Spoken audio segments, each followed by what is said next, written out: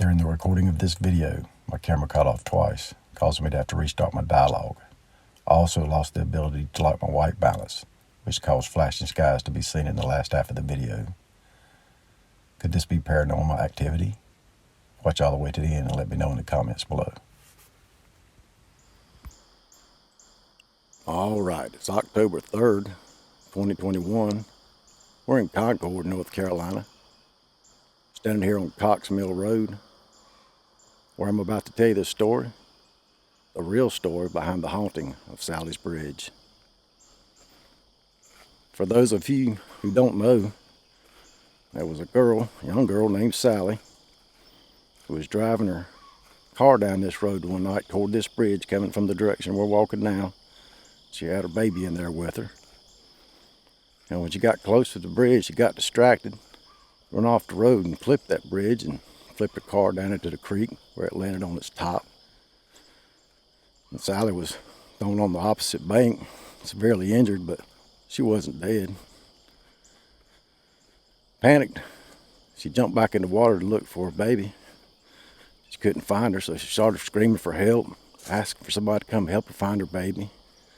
Eventually, she made her way up the bank of this bridge to this point right here and tried to wave somebody down, but it was all in vain because back then, this was all farmland. There was no houses nowhere around.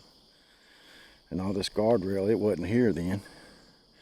It was a little bit less overgrown, but it looked similar down there at the creek as it did back then. You can see down there where the car would have went in. So Sally just laid there, and the next morning, a passerby came by and found her dead, laying right there on the side of the road at this bridge. It wasn't too long after that a couple came driving down this road from this direction up there, coming across this bridge, and when it got to about right here, they said a girl jumped up toward the car out of nowhere, waving her arms, trying to get them to stop. By the time they got stopped up there, about where my car is now, they looked back and she was gone. Well, that story got around, and it wasn't long before people started coming down here, wanting to see if they could see Sally. So they'd come out here on this bridge, look out in this water. Some would say that they'd see an eerie glow down in the water some nights. Other people would say they'd see Sally sitting on the bank down there in her white dress, the ghostly image of her crying out for help.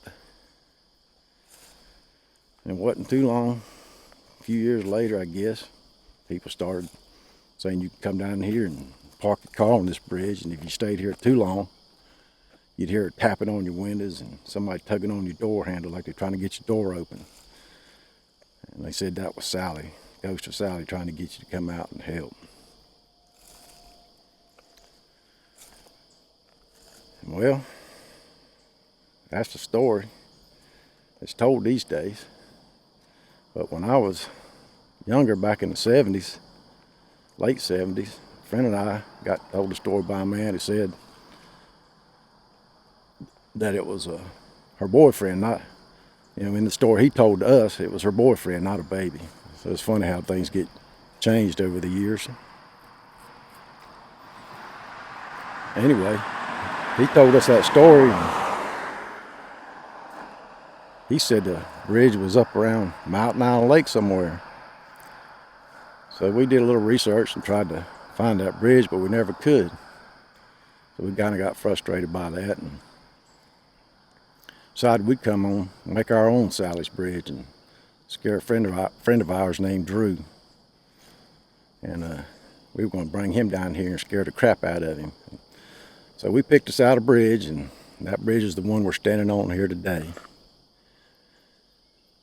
And we came down here and rigged this bridge up one night before we was going to meet him. We had told him a day earlier about this. We all wanted to come down here, so we came down here the evening before we were supposed to come, and we parked over there on the other side. You could park out on the left there where that guardrail is. You could just pull over and walk down under this bridge, but it's all overgrown now. A lot more brush in here and trees. We went down that side, come up under the bridge here, and come out in this water, and we'd had an old car headlight that we had put some styrofoam and waterproofed it and run a wire out the back and a rope, and we put a weight on it, and we come up here and sunk that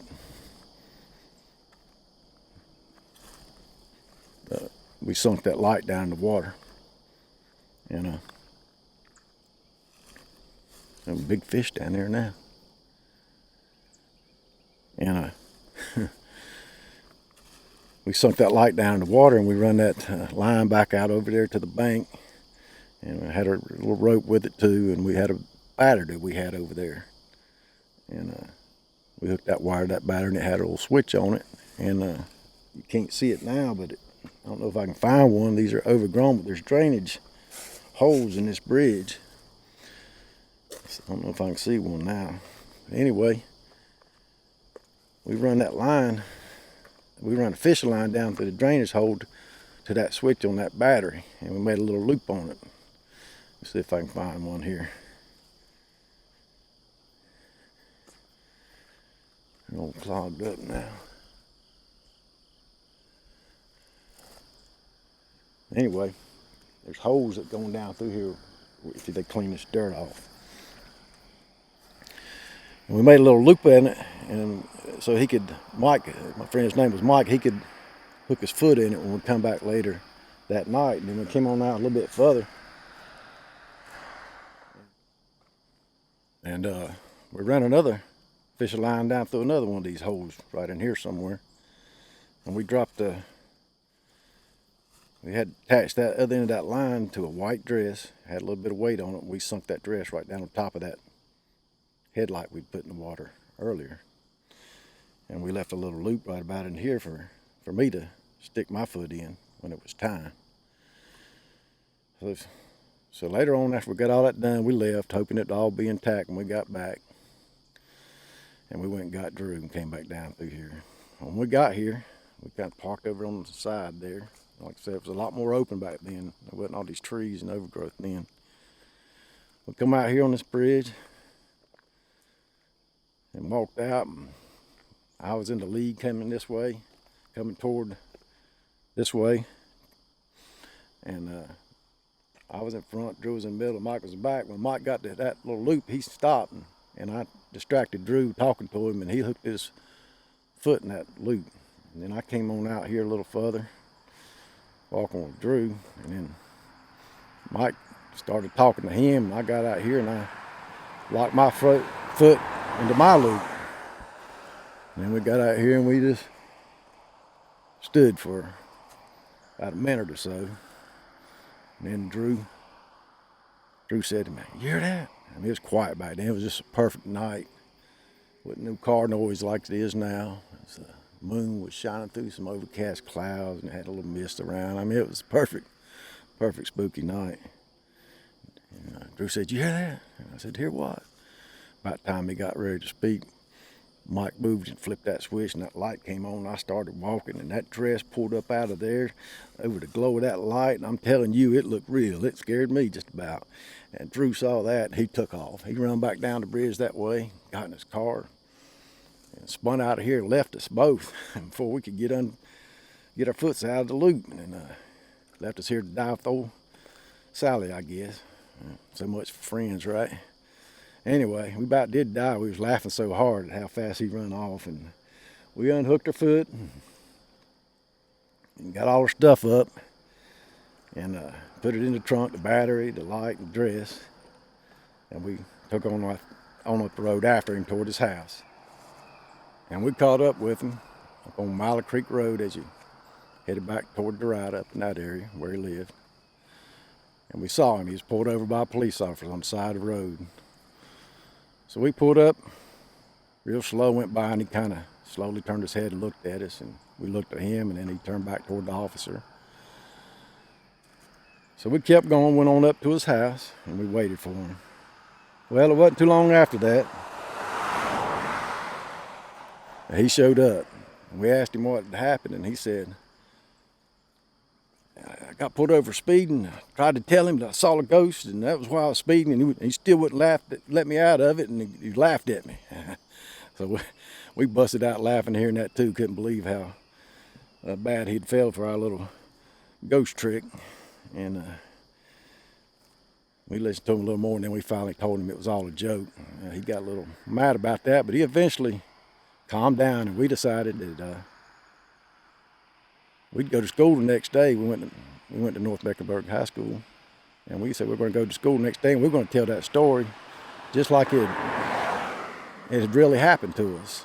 And that's just what we did. We went back, and each of us told that story about how scared we was and how we wasn't ever going to go back down there.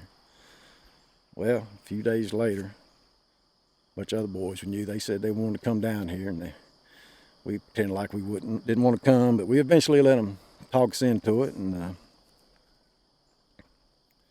came on down here. We loaded up 3 carloads of the guys, and we come down here and parked down at the other end just like before. And we all walked out here on this bridge. It got real quiet. We hadn't rigged up the bridge this time. We just come down here with them. We stood out here, and it was deathly quiet. Another spooky night. We got all out here, and all these fellas just listening. And just by chance, an animal of some sort, maybe a rabbit or a bird, just screeched out loud. Sounded like somebody screaming. If any people live in the country, you probably have heard that late at night, like a rabbit or something, or birds.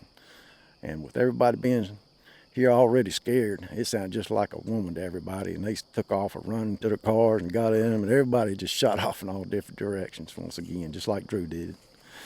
And so the next day at school, sure enough, all them guys went to telling their story about Sally and how they heard Sally and all this. And as time went by, every once in a while we'd hear another story about some other people that went down here and saw Sally themselves, and they had their own story. Once everybody found out it was down here on Cox Mill Road, well, they just all kept coming, I guess. And years went by, and I graduated. Me and my buddy graduated. All of us did, and we basically just forgot about this story. It wasn't until the end of last year I was talking to my wife, telling her about Sally's Bridge and how we had created this bridge to scare our friends, and how we couldn't find the one that we were told about. And she said, well, we heard about Sally's Bridge at our school too, and we know where the real one is. And I said, well, that's cool. I wanted to know where that was. I wanted to find it finally. Well, she laid out the directions, and sure enough, it led right back here to Cox Road, to our Sally's Bridge. Sally's Bridge. Got a little kick out of that. Anyway, I went online. I figured I'd see if anybody had put anything online about it. Sure enough, I found a couple of videos and some sites that listed Sally Bridge ghost story right along with some other ones in this area. I'm not going to lie, I got a kick out of that. But what interested me most was a forum I went into where they were talking about Sally's Bridge and how there was bad vibes down here and you shouldn't go and all that. And one post caught my attention more than others. In it said, this is not the real Sally's Bridge. If you want to know where the real Sally's Bridge is, type Sally's Bridge into Google Maps. Excuse me. Throat's getting a little itchy. Sally must be coming after me. So I did, and sure enough, an icon popped up, said Sally's Bridge. But this icon was off in the woods a little bit. There wasn't no road going through it that I could see. And I zoomed down on it, and I could see it was right on the creek, but I didn't see no paved road. Figured maybe there was a dirt road or something that went through there at one time, maybe. I don't know. But the thing that interests me most about that icon is it was located between the U.S. Whitewater Center and Mount Holly, which many of you may have guessed already by now is near Mountain Island Lake. So, a coincidence that spans over 40 plus years? I don't know. You decide.